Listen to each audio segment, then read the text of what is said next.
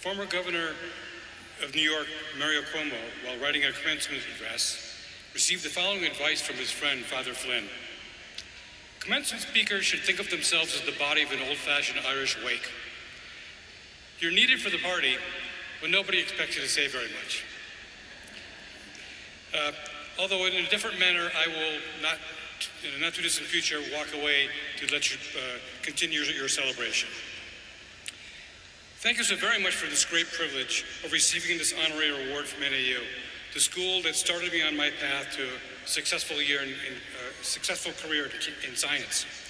I am grateful for the many wonderful professors that I had here and their willingness to work closely with me beyond the call of duty, quite frankly. That was rare and wonderful. Congratulations to the new graduates. I know this is a big day for you, your friends, and your families, and I know you've worked very hard to get to this point. I recall my own graduation here at NAU, and it was a major milestone in my life and a great turning point.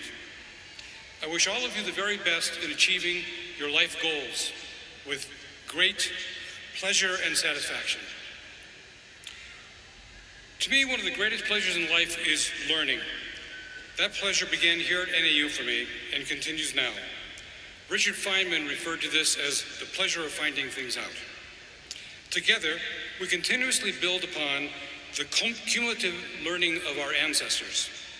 In science, each generation looks back on the previous generation with some reverence for what they achieved, but also with some surprise at the things that they didn't get right. For instance, how did they not know that the Earth rotated around the sun and not the other way around? How did they not know that how did they not know that E equals mc squared? We must know better today though, right? Well, maybe yes, maybe no. Frankly, I suspect that the next generation will think of us just as ignorant as the one before them. So I actually love this idea, because I like to think to myself, what is it that we think is true today but isn't? And why? How will we find out? How will that happen? In the meantime, it sure is fun trying. It's a pleasure finding things out.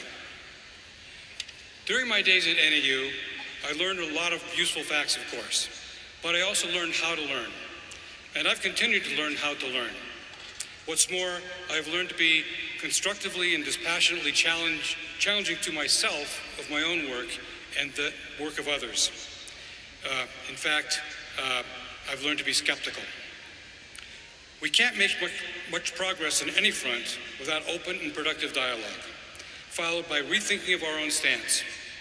Although I speak from my own perspective as a scientist, I believe this is true of virtually all human endeavors, and we need more of it today than ever before.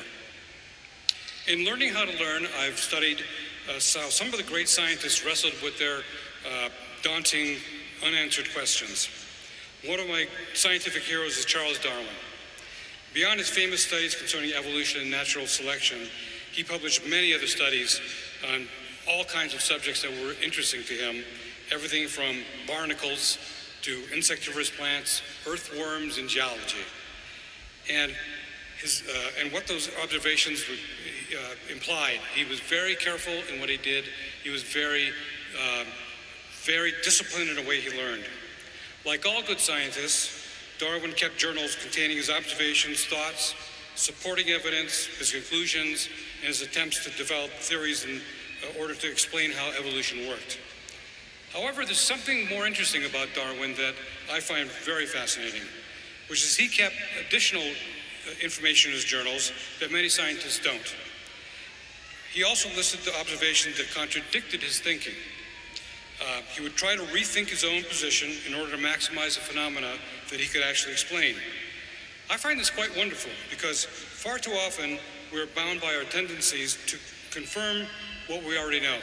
It's confirmation bias. That is, we tend to search for and favor information that confirms our existing beliefs. Such lazy thinking is not going to move us much closer to understanding anything. Let me give you an example of how confirmation bias can lead us astray. Let's say, for instance, that a math professor, perhaps one right here at NAU, presents me with a series of numbers and asks me to give her the 4 additional numbers that fit the series. And then she wants the rule for that progression. The series that she tells me is 2, 4, 6, 8, 10. She asked me, what are the next 4 numbers? And, well, that was rather obvious. 12, 14, 16, 18. She says, yes, those do fit the rule. Then, I think I'm so smart, I said, I'll tell you the rule. The rule is all even numbers beginning with 2.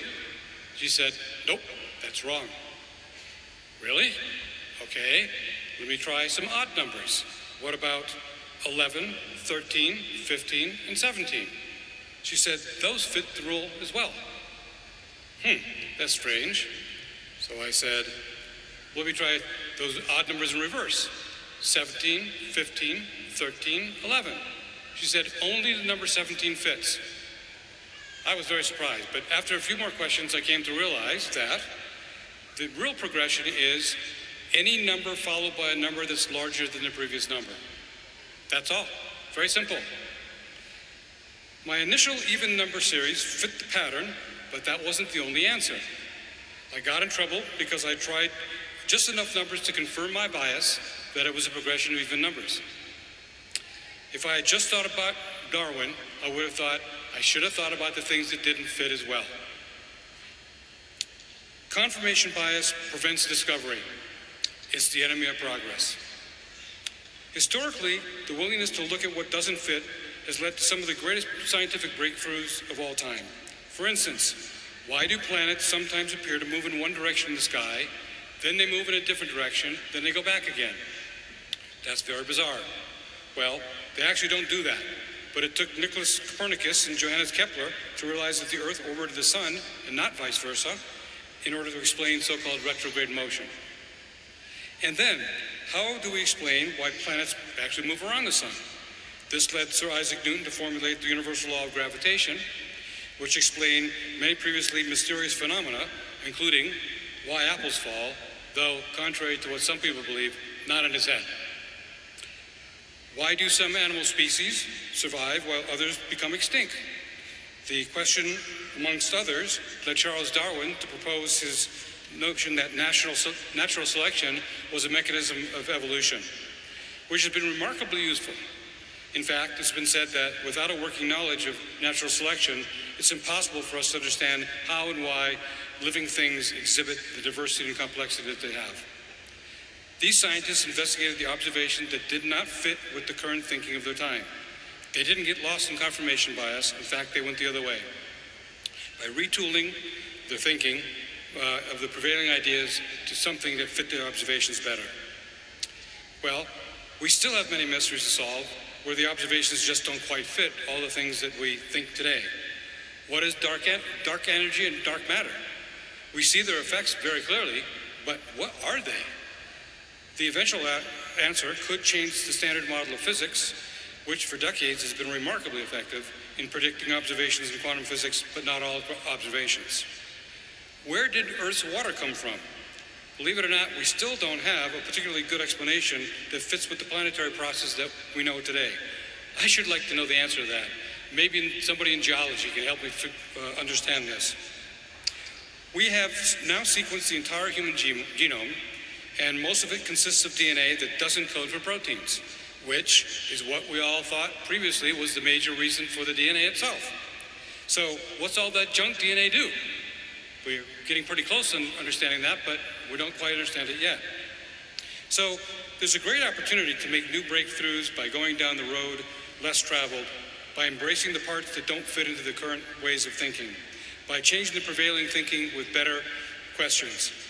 15, 13, 11 didn't fit. Why? In the words of Leonard Cohen, there's a crack in everything. That's how the light gets in.